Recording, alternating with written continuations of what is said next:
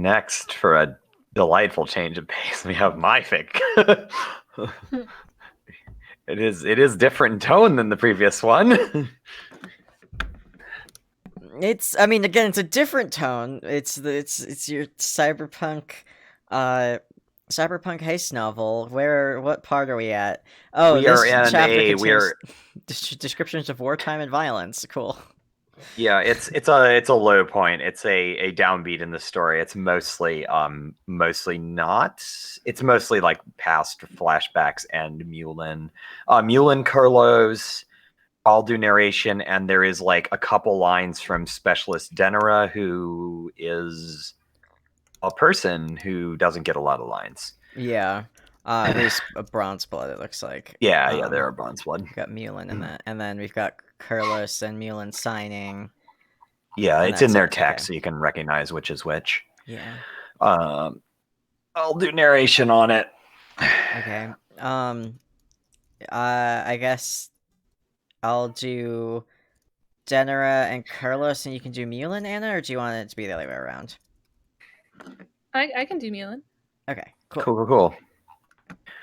All right. To introduce this one, this is one of my fics. It is an alternate universe that mixes the Beforean trolls and the Alternian trolls on an alternate version of Alternia. It is a cyberpunk. I say it's a heist fic, but it's a lot of things. Right now, it's more of a spy thriller than a heist fic. But a lot happens in this. It's a fairly long story, and we're not that far into it actually. And they've just tried to break into an armored facility and steal something indeterminate, and it went real badly, and they've all been injured, and they're now sort of like recovering in another location. This chapter does contain descriptions of wartime violence. I don't believe it's as graphic as the previous Mulin chapter, but it is possibly disturbing. Alrighty. Whenever you're ready. Sweeps in the past. Calling the world 5672A.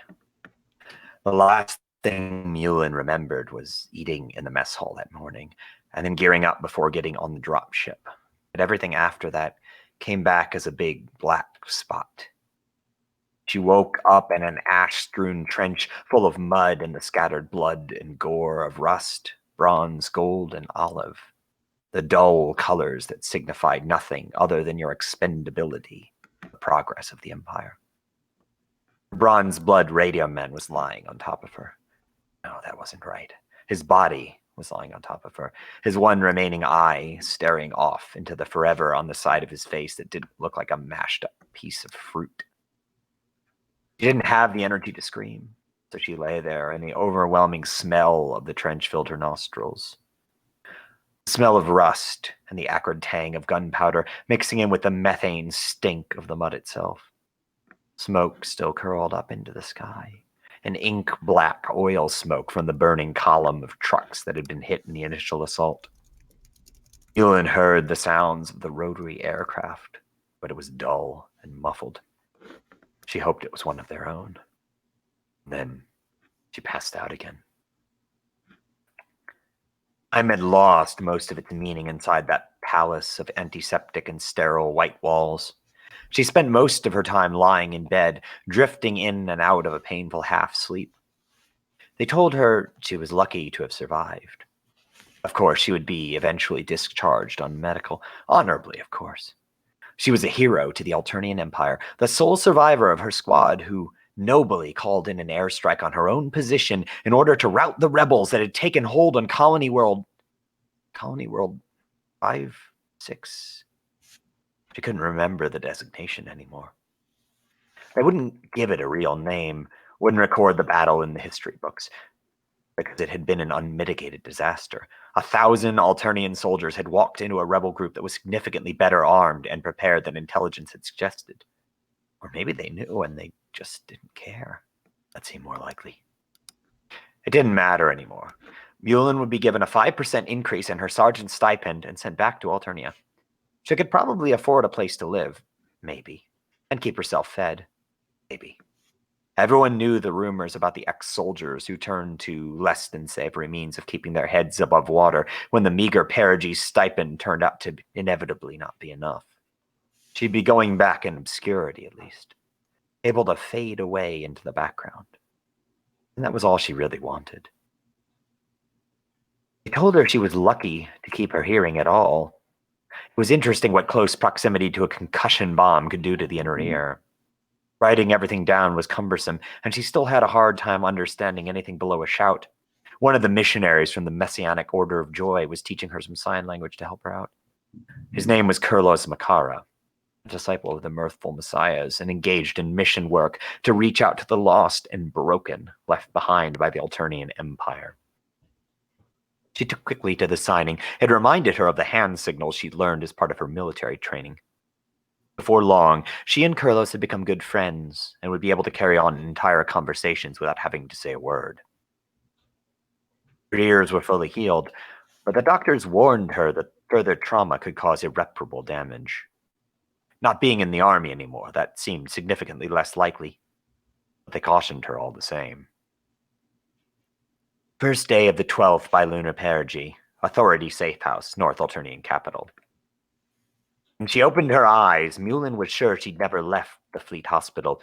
The same nondescript ceiling tiles blurred in front of her, the same plain white walls, the same omnipresent quiet that came in over everything. The last thing she remembered was checking their gear the night before, making sure that Kurlos was doing okay, talking to Matuna for a while, sleeping and getting up the next morning, breakfast, checking their weapons and equipment, making sure everything was ready for the job, sitting in the van, driving to the job. After that, she was awake in this place, wherever this place was. It was quiet in a way that was oppressive. She couldn't even hear the normal background hum of the world. Yulin realized what had happened, but she felt too exhausted to be upset. She reached up to the side of her head and felt bandages swathing her ears. The bandages were slightly wet to the touch, and when she pulled her fingers away, there was a trace of olive on them. She felt the air pressure change slightly. It took her until she saw an attending nurse peering down at her with concern in his eyes that she realized that the door had been opened. Change for you. Mulin had never been very good at trying to read lips. It was something she'd practiced while she was learning to sign, but it was frustratingly difficult so much of the time. Nurse leaned forward and put his hands to Mulin's bandaged ears. She winced, but the troll gently removed the old bandages and set down a series of gauze pads, an irrigation bottle, and various blobs of absorbent material. It wasn't long before the nurse left, and she was back in the all-encompassing, lonely silence again. Her mind began to drift again, whether she wanted it to or not. Sweeps in the past. Alternian dropship Pinnacle, en route to Colony World 5672A. Mulin sat in the tiny office that was allocated to her as the second in command of her squad. Aboard the Alternian dropship Pinnacle, space was at a premium. Mulin wasn't going to complain that she was basically being shoved into a closet. At least it gave her some semblance of privacy when they were underway. Sarge, can I talk to you? Mulin looked up from the paperwork she was signing. Oh, that's Denera, I think. The Bronze Blood Communications Specialist. Mulin was pretty sure his name was Denera, sounded off. He looked real nervous, too, like he was about to say something that could get him in trouble. Is this Mueller? Yeah, this is Mulin. Oh, sure. Mulin nodded at him. Is this a private type conversation specialist? Denera nodded. Mulin motioned for Denera to close the door behind him. He took a seat at the small stool that Mulin had set up in front of her tiny desk.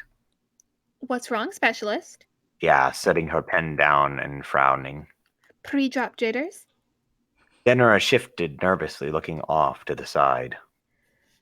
Yeah, I guess something like that. Tell me about it. I promise it won't leave this room. Dylan said quietly. She tried very hard to be a bridge between her soldiers and command. Or, if the need arose, to be a wall. The Bronze Blood looked profoundly uncomfortable. Just fucking spit it out, specialist. I'm not going to report you to the subcommander for bitching about the workload or whatever. She laughed, but Denera looked just as nervous as before. It's just... He looked right at her. Don't you ever wonder if we're doing the right thing out here? Mulin glanced around the room and leaned in.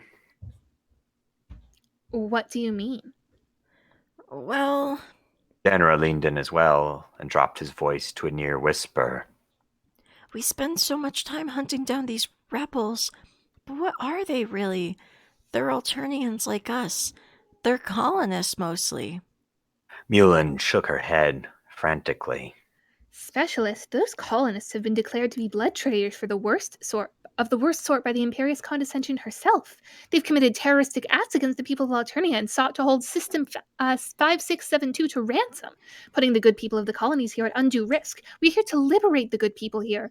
She dropped her voice. Have you spoken to the sub-commander about this?